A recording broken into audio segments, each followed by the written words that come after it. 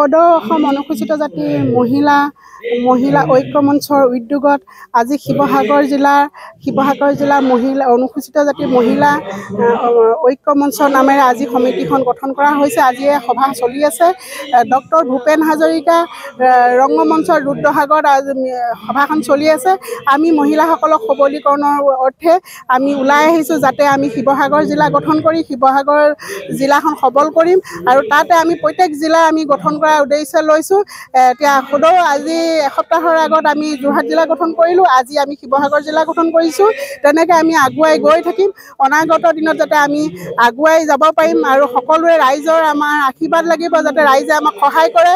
আৰু আমাৰ উদ্দেশ্য লক্ষ্য হ'ল আমাৰ ঐক্য শান্তি প্ৰগতি আমাৰ লক্ষ্য। এই উদ্দেশ্যে আমি এই সমিতিখন আগুৱাই যাবৰ কাৰণে আমি আগবাঢ়ি আহিছোঁ। ধন্যবাদ। জয় আই অসম।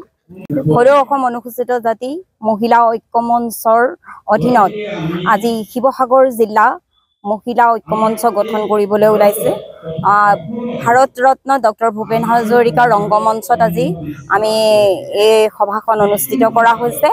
শিৱসাগৰ জিলাৰ অনুসূচিত জাতি যিমানবোৰ গাঁও আছে সকলো মহিলা একত্ৰিত হৈ আজি আমি সুস্থ সবল সৰ্বাংগীন মহিলাৰ উন্নতিৰ হকে আমি আজি এই সভাখন অনুষ্ঠিত কৰা হৈছে। এই সভাখনতে আমি অনুসূচিত জাতিৰ এখন সুস্থ সবল কমিটি গঠন কৰিবলৈ বিচাৰিছোঁ আৰু এই কমিটিখনে আমাৰ অনুসূচিত জাতিৰ মহিলাসকলক আগুৱাই নিব বুলি মই আশা ৰাখি মোৰ মন্তব্য সামৰণি মাৰিছোঁ।